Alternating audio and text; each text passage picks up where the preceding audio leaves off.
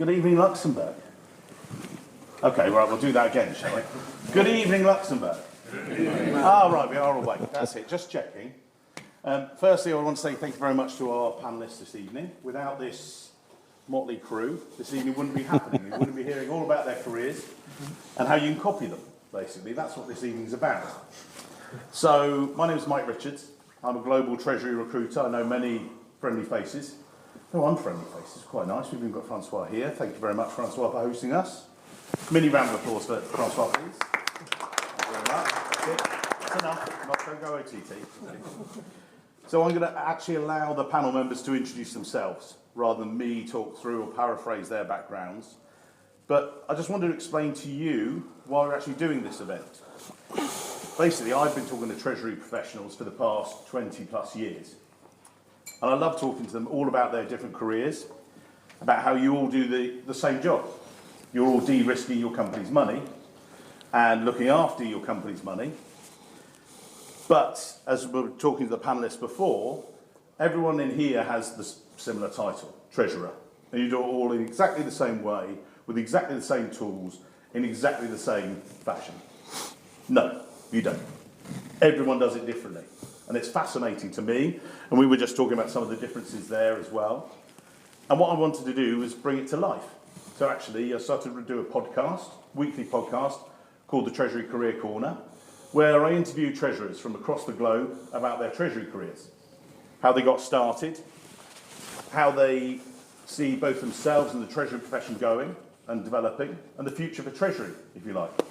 And that then led to bringing it to life a little bit. So we did an event in London, and a couple of people I've seen here actually attended it. A really good evening, explain these people, how they got their careers and what happened. And now thought bring it to Luxembourg, and we're taking it around other places as well, to the States as well, to see how different treasuries operate, things like that. So, as I say on the podcast, that's enough of me talking. Let's get on with the show. Perhaps if we start to my left, just introduce yourselves, where you work, and then we'll jump back into the beginning of your careers just when we get to the end and stuff. So, Benoit. Okay, Benoit Scholtissen. I'm a group treasurer for Aperam. Aperam is a stainless steel producer based in Europe and South America for industrial facilities and a distribution network around the world. It's a turnover which is, depending in the year and the volumes and the price of raw materials, in the area of $5 or $6 billion, or euro equivalent, and we're about 10,000 people in the world. Hi, good evening, everyone. I'm Winky Choi from Amazon. I am the head of EU Treasury here in Luxembourg. I don't think I need to explain much about what Amazon does. It's like everything. Anything you need to know, you probably can look into the website to know what our size. But we do have a very large base of employees around the globe. It's about almost 600,000 people around the globe. Yeah. Good. Good evening, everyone. So I'm Johan Claudot. I'm working for Blackstone Real Estate Europe. I recently joined them 2 weeks ago, to be frank. Heading the Treasury team. It's a new function here in Luxembourg. And basically, I oversee all Europe and Asia operations. And basically, Blackstone is they call them as the largest real estate fund in the world. Basically, we focus on operations, and Blackstone in the US or in the UK are doing, let's say, acquisitions and investment for short-term and long-term views, depending on the portfolio. And here in Luxembourg, we really do, let's say, the follow-up and the administration of all the flows that are managed by Blackstone.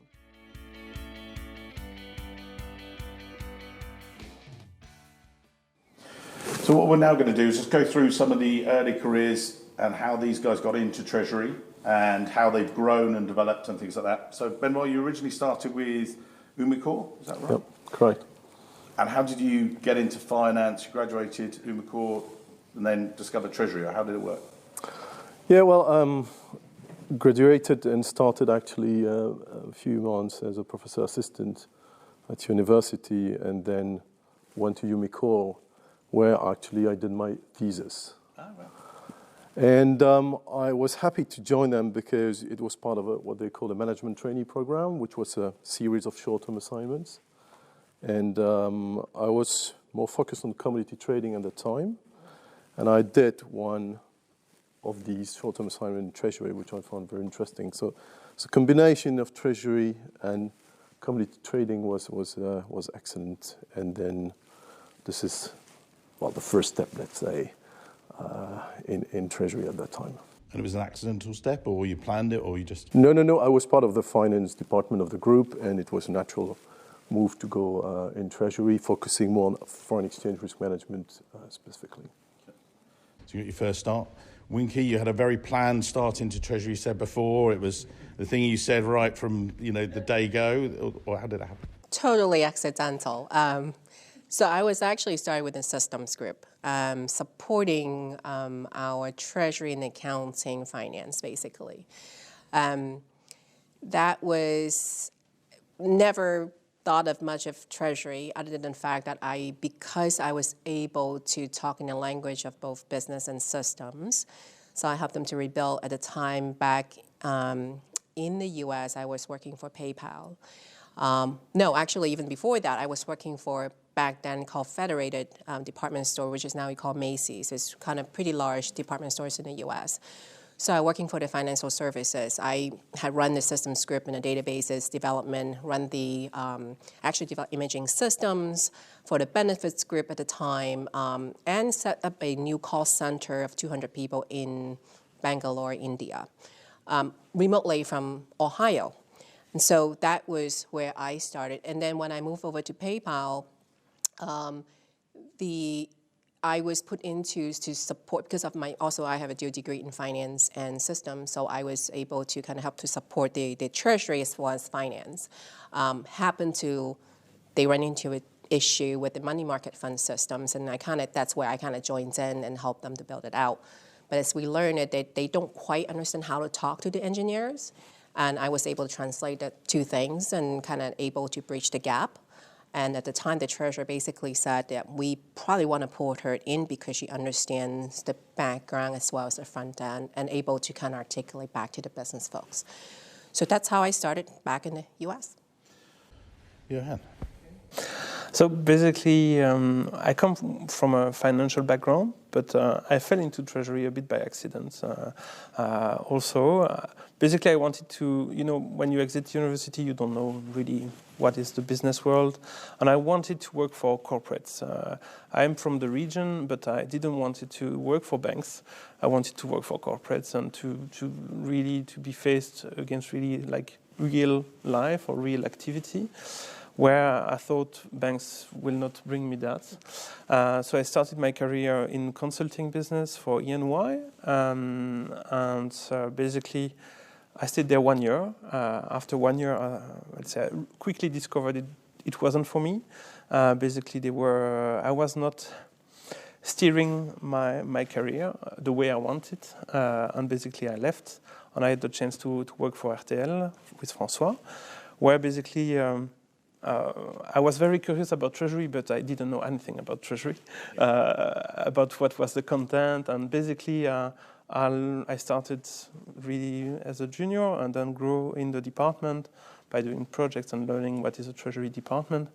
And frankly, I've been doing so for almost 15 years now, and really I love it. Yeah. So it's really there is a combination in this role that is very, very interesting, and that's why I'm still in that field. And why was it so interesting? Why was it treasury that got you? Basically, there is this. You can be considered as an internal banker, but it's more than just banking. You need to make the bridge between the internal needs and your internal partners, but also with the external partners. And you need to kind of balance this to provide the service towards basically your company and your internal partner first.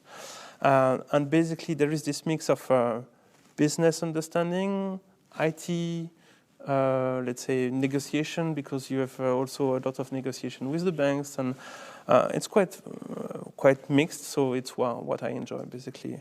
And Winky, you talked about then translating treasury for those systems and finance into those treasury guys. How did you go about it? And, you're relatively early in your treasury career to perhaps talk to, older treasurers or older treasury staff. How did you get through that?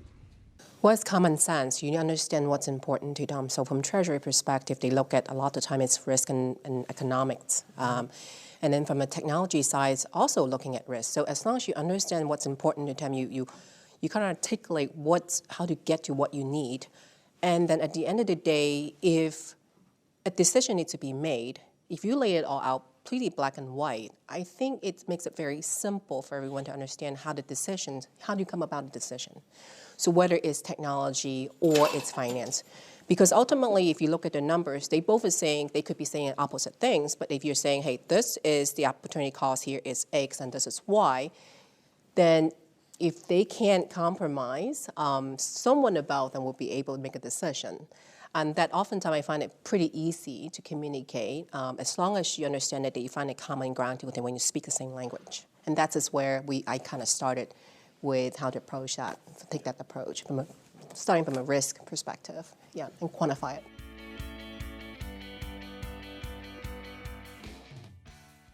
A similar question to you, Benoit. You started in Treasury and then moved on and got a good promotion to Mittal. I'll call Mittal. You say it better than I. Talk us through that role or that progression.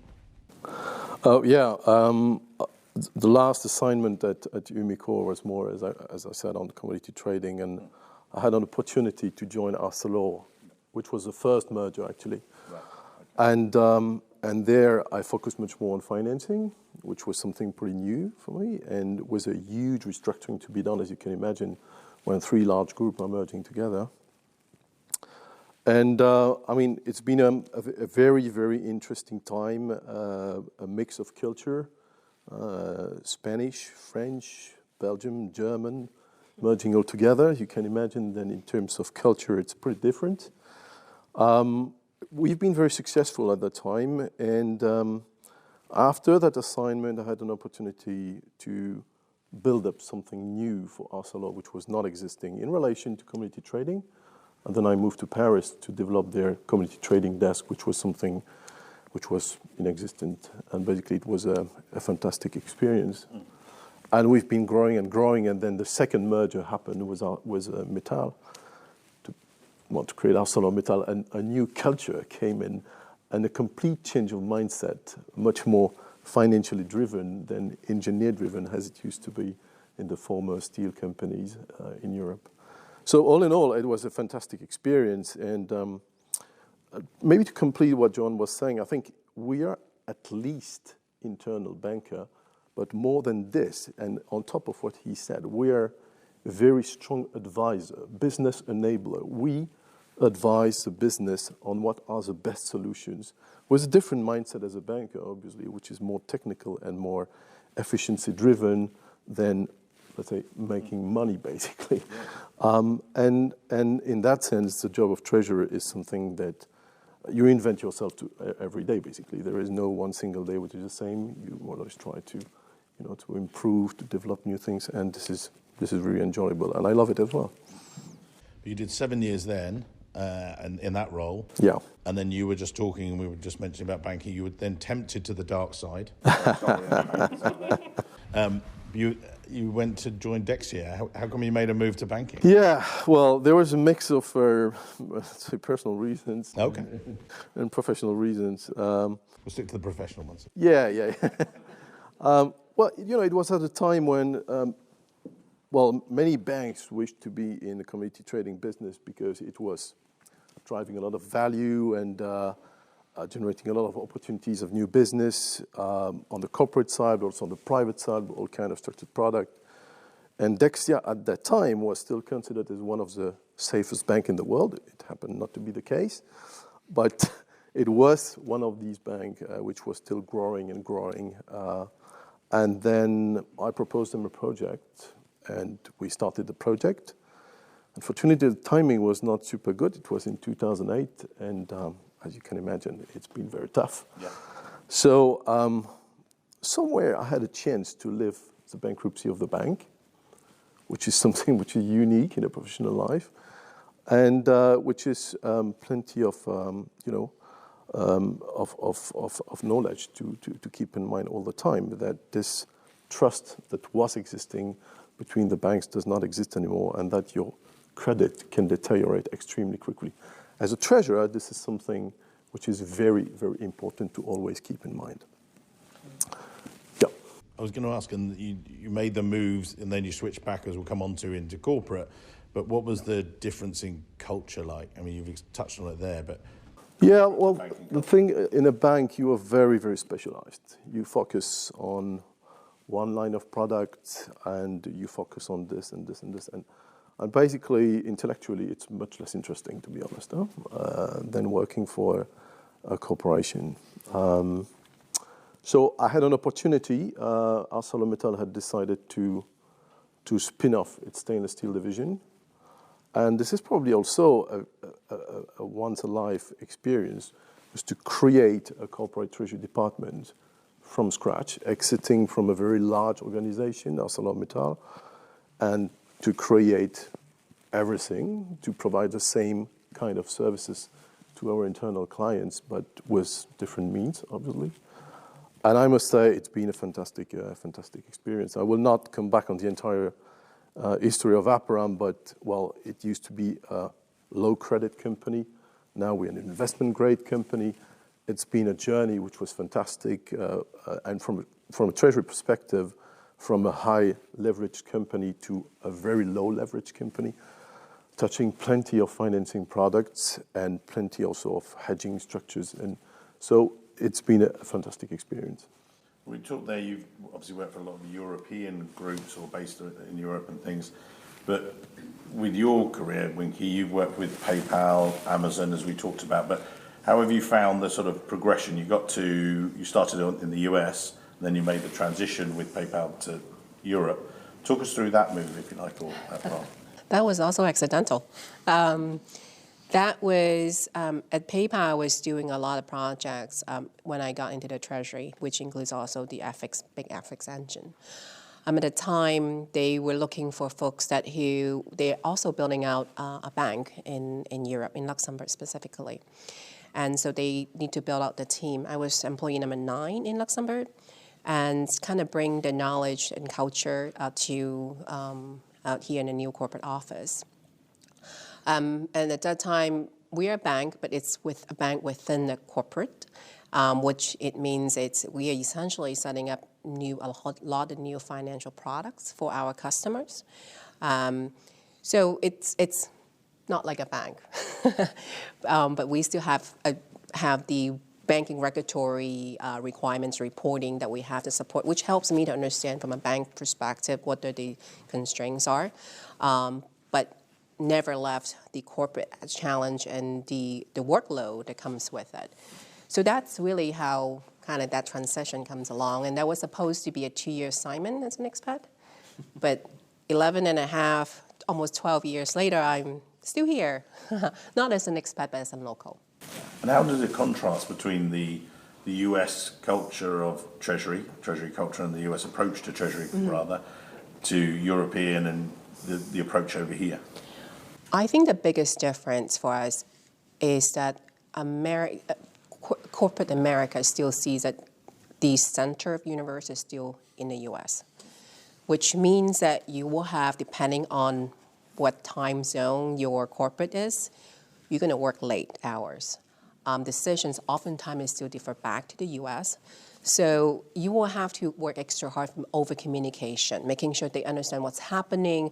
They're not quite understanding the difference, especially in Europe, because there's so many different countries. While they have a single currency, they don't understand every country might have a different requirements, especially even as simple as opening bank accounts or the KYC, the other documentation. So someone from the US have never exposed to the process procedure in the Eurozone, they're going to have a culture shock, and you will have to explain to them why things would take longer time and why there's so many holidays. Those are the things that it would take time to get used to, but it's a learning, right? So you manage expectation. I think that's important. It is our job to make sure that your headquarters understands what to expect and why. And you constantly need to challenge on your side, can things done quicker, more efficiently as well. And then you made the move from PayPal into eBay, or how did that come about? That was because I was kind of done with the banking side, and they see that I don't like to take no for an answer, so apparently that fits very well in the corporate eBay culture where they want to get things done and it's kind of always in a challenging mode. So I tend to kind of push the buttons quite a bit, and they want me to head over the corporate side. And that just happened to, I was there and then we kind of share the same office because eBay PayPal was part of the same eBay family. So I had from the PayPal, actually, I went into eBay, the corporate, and for EMEA, and then heading international when we split between eBay and PayPal. So I took over the EMEA as well as APAC as well. So that talk about work hours that you start from the morning, and for APAC, and then you got the European time, and then you have the evening to catch up with the US. So that was actually quite challenging. Yeah.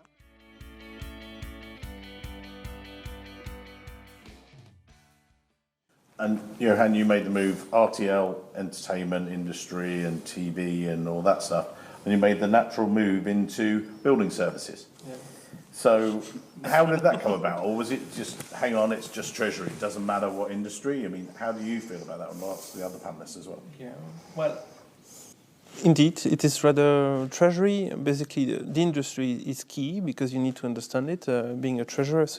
Because the service, I like to say that we provide services. The service might differ, but there is some roots, some let's say really roots that remain. But you get to adjust to the business workflows and services which are required. I made the move not because of the industry, because I wanted I had a nice opportunity with a new challenge, and basically I wanted to grow as well in terms of responsibility and new projects. So that's the main reasons why I moved at that time. Not because I was particularly interested in the industry. I wanted to remain in the corporate environment. But yeah, so it's true that it's not a natural move. I didn't move to a competitor, but I remain in Treasury nevertheless.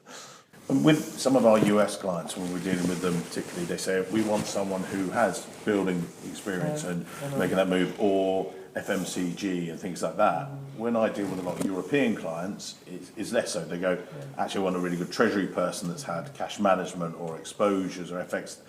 I mean, just asking you as a panel, do you think it's of relevance to have sector experience, or it really doesn't matter? Treasury is Treasury, wherever you are. Yes, it's useful. Or what are your thoughts, Johnny?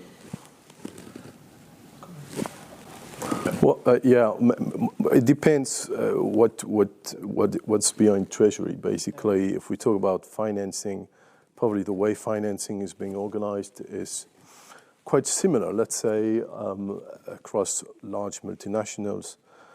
Now, when it comes to more specific feature like risk management, for example, this is a bit specific, for example, in the metals and mining industry where I am for a long time now. You need to know a bit about different markets, which are pretty unusual probably in the Amazon world or in the building world. So in a sense, if you want to be successful, at least you need to gather the skills to understand about that. Yeah, it's useful, it helps.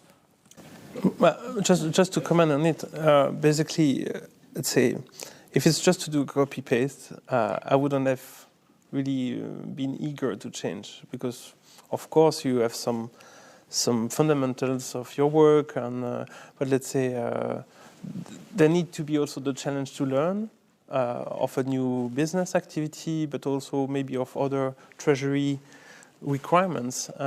So you always have, I think, a foundation which might remain or might be duplicated from what you did before, and then the opportunity to learn and to exchange and to learn from the team. Let's say, because it's not only a top-down learning. It needs to be also that you learn from your peers or from your colleagues. And I think, let's say, the treasurer is not the only person working in the treasury department. So you are working with a team, or you set up a new team. So it's important also to find the right skills in your team so that you can move on and build the new treasury department you are let's say required to do. So for me, let's say there need to be let's say you cannot jump into the role with no knowledge at all. But let's say we all grew in our role, and I think that's what makes it interesting and challenging when you move to a new company to get to know new things. Yeah. I think from my experience is that with the industry knowledge, it helps to shorten your learning curve to get to your job and do it. But ultimately, is your ability to learn and your attitude that kind of take it to the more of a long-term view. I wouldn't say that I know everything about Amazon because we are everywhere and we've done a lot of things. But you've got to be able to try to find ways to learn about that particular industry or that particular line of business very quick to help to address the needs, the risk assessment, and funding, for example. So I think it's always, as this gentleman mentioned, it's all learning curve, it all depends. But I do believe it would help a great deal if you do have some background to get started quicker. Okay, I just want to quickly get this.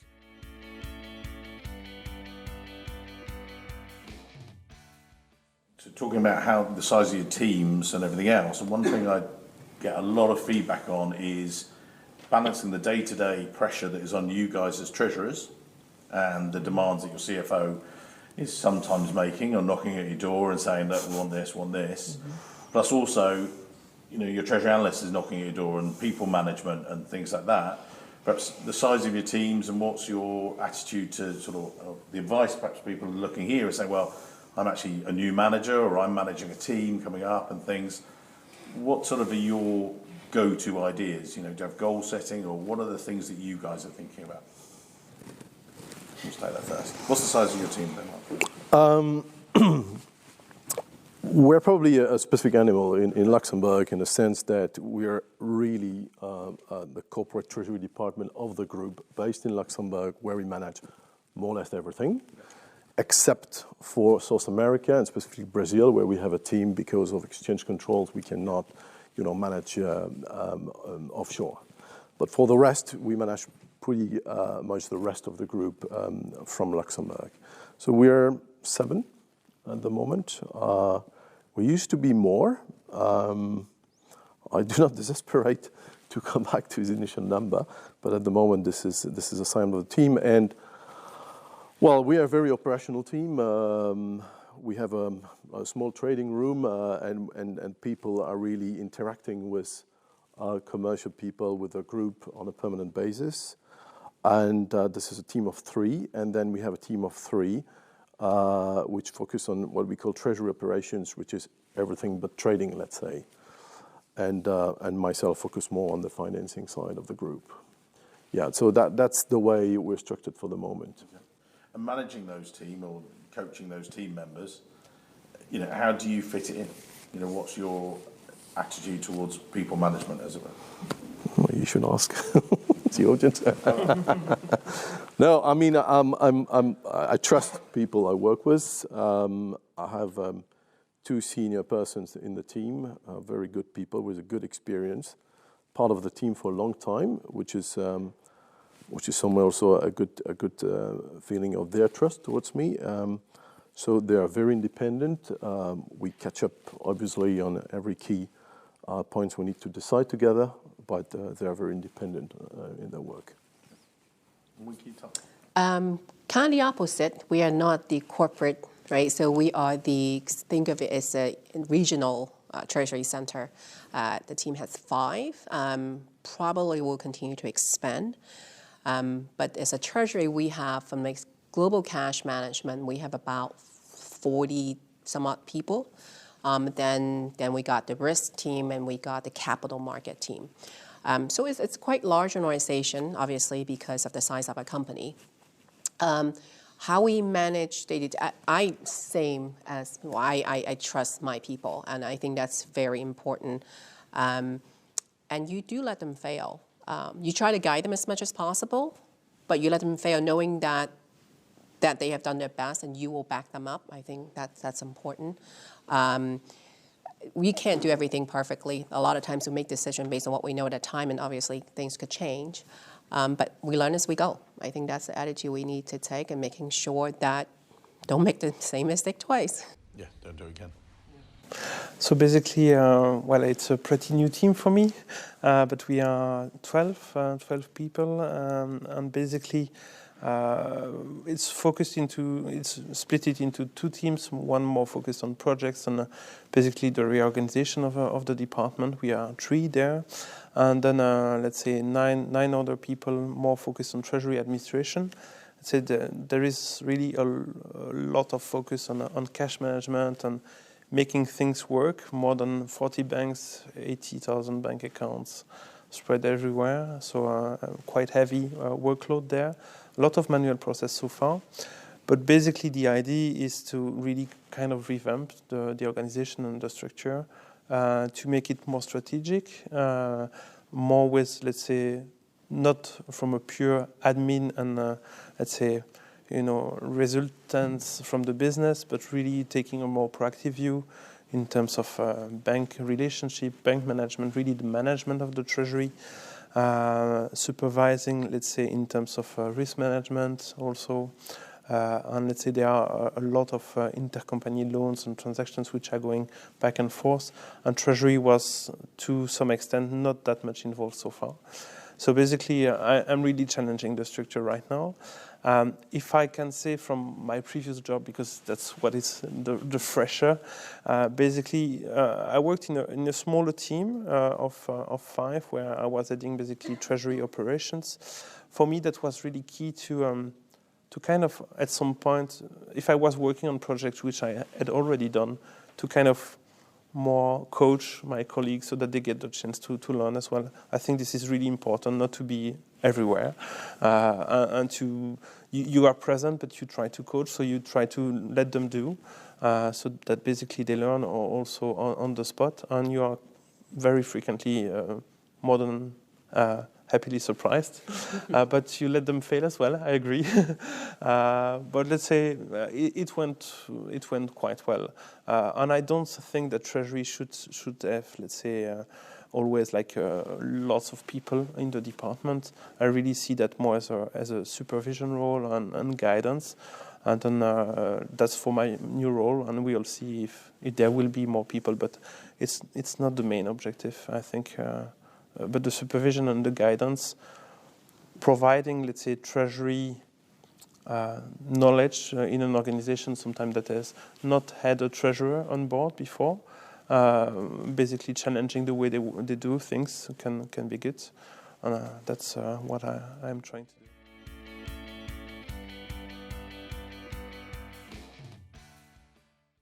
Looking at the panel here, and as a group, we combine sort of 60, 70 years worth of treasury experience, expertise, and like Mostly from them. Add the numbers up. Yeah, no.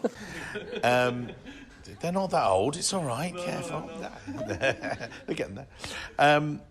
But we can just take it. You joined PayPal way back, in 2004, and you've seen obviously treasury evolve a lot in that time. Yep. But also you work for blue chip corporates who are at the forefront of that a little bit as well. Some of the things that they're doing. How have you seen treasury evolve over that time? Since you first walked in the door. Sometimes I'll talk to people on the podcast as well. They say, yeah, I remember picking up a fax and sending it off. And then you say to kids, they go, what's a fax? Through to now it's straight through processing. Now it's everything. Is it all of that? Are we all going to be replaced by robots? Or is that what's happening? Well, I think we're certainly heading that way. It's less of what we think about ourselves as how our business partner and the business see us. I think in the past, most of the companies, or the departments who look at treasury is you go to them if you need funding, you need bank account opening, or any issues that they might have about payment. But what they now starting to see, and maybe just this is our job as a treasurer, is that we are business partners, Benoit has mentioned. their strategy, we need to be in the front of it, including the M&A. So I think they have forgotten Treasury actually play an important role. The technology piece is given. It's automation is given. What we see today is if you're still using the manual process, that might continue for a while, but we certainly are moving towards AI. There's a lot of machine learning that we are doing now. We do have our service center in India, but I don't see that's going to be permanent. Anything can be done manually, can be replaced. It's just a matter of time. So we need to be prepared for that stage to come through in our lifetime. And then we will really take a step back and take this more strategic role when it comes to business development expansion. Benoit, what do you think about the future? Look, I think I completely agree with Winky on this manual task, which still remains, for certainly will be automated in the near future. In Aperam, we had to do this transition pretty quickly when we exited ArcelorMittal. So we made that, at that time in 2012, this challenging choice of going for a pure cloud-based system, SaaS as a service. It's been a kind of a challenging choice at that time, and implementation has been pretty tough. But what we see where we are today, basically, we could be only happy of that. It works. We might not be happy every day, but globally it works fine. And when I see what we do with such a limited number of people, I mean, we are more efficient, if I can say, as we used to be in the old organization. And I think this trend will continue for certainly, and we will push for it at least, to have not less people, but at least the same number of people focusing more on more intellectual analysis, more things that will drive the business more efficiently rather than only doing manual tasks.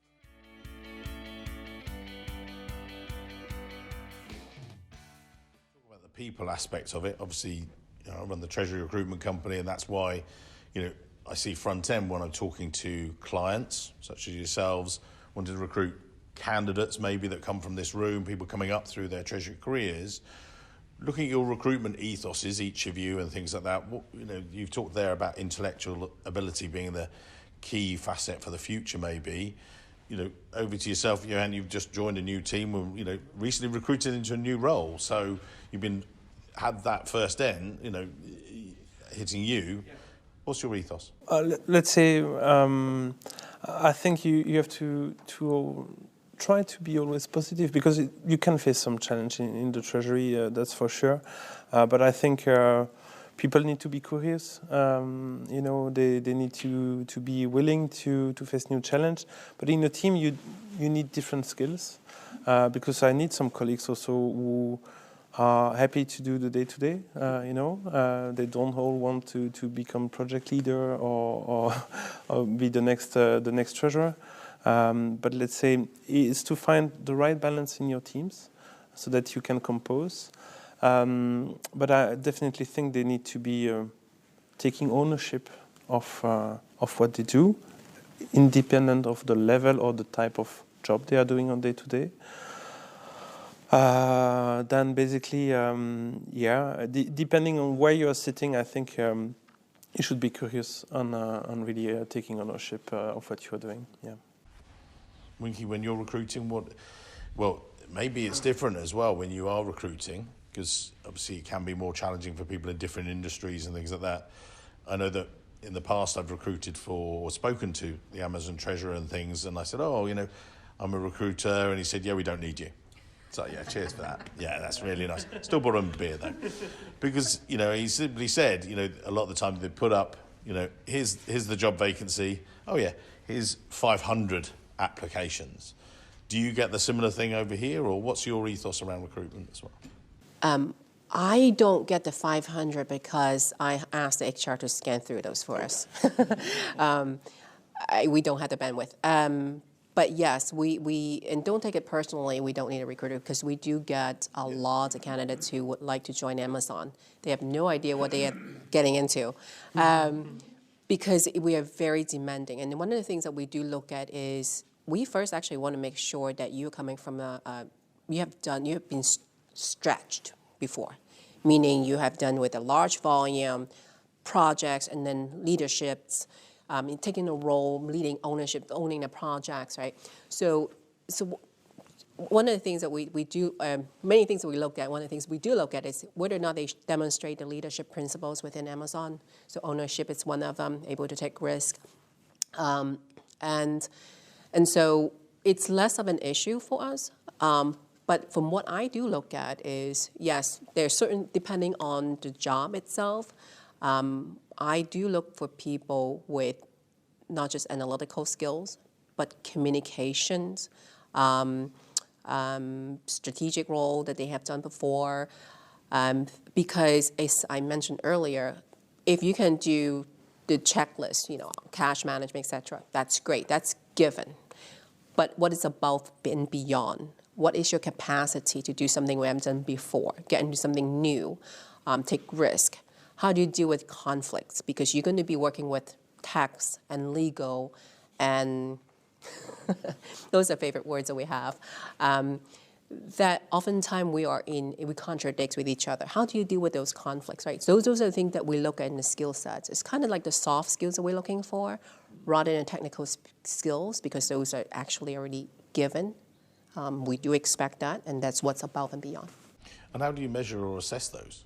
Because if they're soft skills, yep. Then hard skills, boom, they're on the paper. What about them? We do, once you pass the technical assessment, so the HR will probably reach out directly and kind of talk through. They are pretty well-trained HR folks for Treasury, so they know what to look for. Once they understand what, they kind of pass the first round test, and we'll bring them in for interview. I don't know. Not so much to add to this. In Aperam, we did not hire so much, actually. We had a very good, strong, and stable team for a long time until, people wanted to evolve, and some of them left, some of them changed inside Aperam, which is also a very good sign when people can move from Treasury to another part of the finance department. Then something what I can add, and it's part of the soft skill, and it's something which is key in my opinion in Treasury, is somebody must be absolutely rigorous and a certain ability to absorb some stress. We're in a very operational department. Every mistake can have, tremendous consequences. So in that sense, being extremely rigorous, and this is a key point on which I insist all the time, is key, in my opinion, in a Treasury position. Yeah, one of our previous guests actually made a very similar point. They said, don't ignore the small mistakes. Exactly. Because it won't be long before they're a big issue. Exactly. Now, what I'm going to do, we'll open the questions to the floor in a moment, but just before we do, just to explain, what will happen is we will, close off the questions, and the panelists have kindly agreed that if you at one stage want to copy or emulate any of the people on this careers, accidental or otherwise, and whatever you might think, if people are here are looking at your careers and they want to have a very similar careers themselves, the one piece of advice you're going to give them. So we'll come on to that in a minute. So that gives them some thinking time. Questions from the floor. What do you guys want to know or ask the panelists? Quick, it's your own chance to get your own back. They've answered everything. That's it. It's amazing. Winky, you said one of your challenges in dealing with the Americans is particularly them understanding the holiday structure. What are you doing next week? Next week's a new holiday. What holiday? There you go. You don't even know. Thursday. Yeah. Yes, I didn't put it on my calendar actually. So I know it is kind of strange, but like yesterday apparently is the holiday. So I was Labor Day, they hate that, of course. Yeah. So Labor Day, because I work in the U.S. I came from the U.S. So Labor Days I always remember September. So now it's happened in May, and I'm not used to it, except the fact that I do have kids at home, and they remind me that they don't have school, therefore it's the holiday in Luxembourg. Yes, you have to juggle, and you manage. So what I did is the compromise is that I don't work during the day, and then I kind of catch up in the evening, where the call actually usually starts. So I kind of hopped on some of the important calls and let them know that, hey, today's a holiday, but I do respect that we need to catch up certain projects. So you kind of have to have a work-life harmony on yourself. They cannot, and they should not expect you to work during the holidays, but you do know that certain things, everybody's waiting for you to kind of keep the progress going. So you kind of have to make the choice. But I'll make the time up somehow, find another way, maybe on Friday evening, I'll just take off early and do something else. But that is a challenge working with American company when you're not in the US, yeah. Benoit, you mentioned as well, sorry, go on. Yeah, no, I just wanted to add on this. I mean, in Treasury, definitely you need to be flexible, and this is also something I say to the teams. I mean, I don't want you to be in the office to do hours, right? You do your job when you have to do it, and if you have to go back to work even later in the evening, it happens. That's also the beauty of Treasury, basically. You need,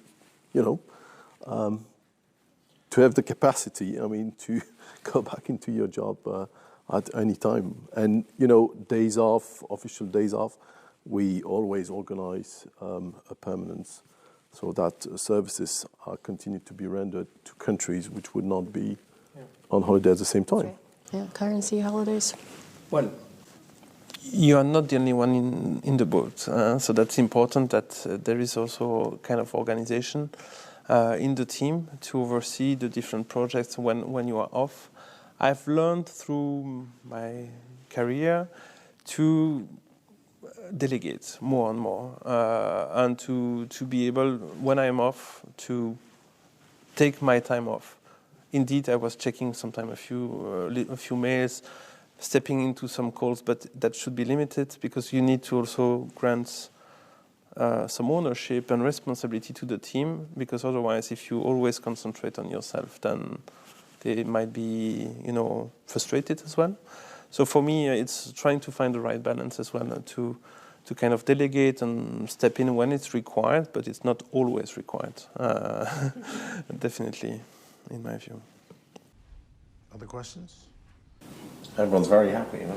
Maybe a comment from my side. I think that now, and I don't know if you share the same view, that too interesting in our job. So when you compare the other finance function, I think that our function has evolved much more over the last 10, 15 or 20 years for those who are in the profession for a longer time. So I think it's challenging. We have a lot of challenges. You mentioned the global financial crisis, all the consequences, regulations, etc. We were last week with some of you at the Risk Observatory, and so we talk about the challenges. So it's exciting, challenging, but it's exciting. So I think that it's great in our profession compared to the other finance function, where I do believe that the evolution was less visible in their job, apart from the technology behind. And even the technology in our specific function is quite developed with a lot of applications. And the second thing that I've noticed also in discussing with other associations, it's great to have an association because we talk to each other, what is not necessarily the case in other finance profession. I do not see my colleagues from accounting, consolidation, even the CFO talking to their peers. So I think that it's great that we have this kind of community, and it helps us also to grow, to exchange. We had some discussion with some of you for new job challenges, or to recruit, or could we as an association give some support? So I think it's two interesting things that I don't know if you share the same view, but it's clearly the curiosity. I think treasurers are curious to exchange with their peers, and frankly, let's say there are some of the basic treasury items which need to work. Let's say you need to handle proper bank account structure, cash management. That's the basic, and you will find that in every organization. And sometimes it's quite strange to see that it's not that optimized, or that all the systems are not always in place, despite we are in an IT-educated environment. But it's not that straightforward for all organizations. So once the kind of basics are done, I think, let's say, finding what, let's say, are the new challenge or the new best-in-class solutions. I think it is really important to get involved with the Treasury associations, so exchanging with peers, and that's quite stimulating. And indeed, say, I made most of my career in Treasury, so basically I've been acquainted to this quite young. But it's really important, I think, to come out of just your own environment, because you have to learn a lot from others, I think, and then to bring it to your organization afterwards.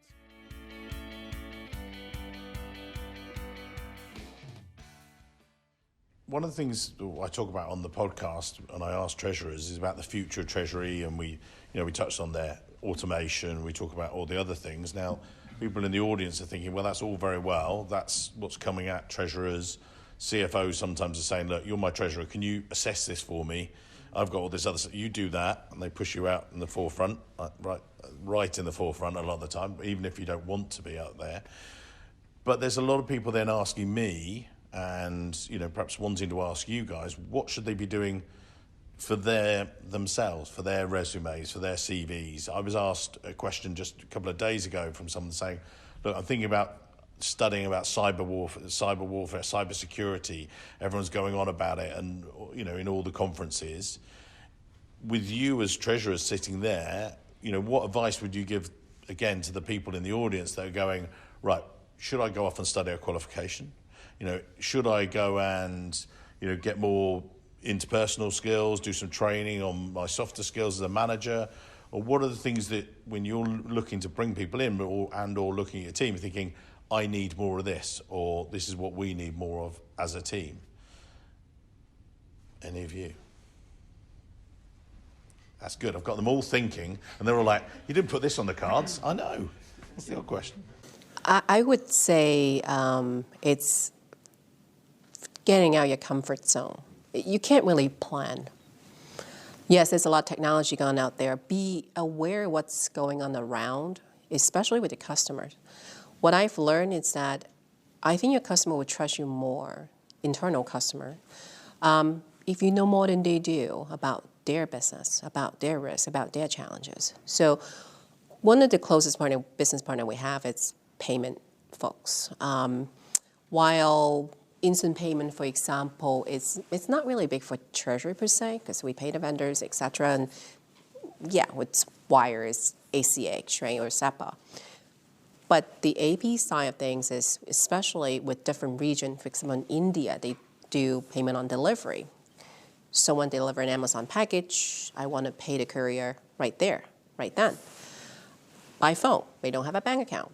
So you've got to be ahead of understanding where we think we're expending, what the challenges they might have.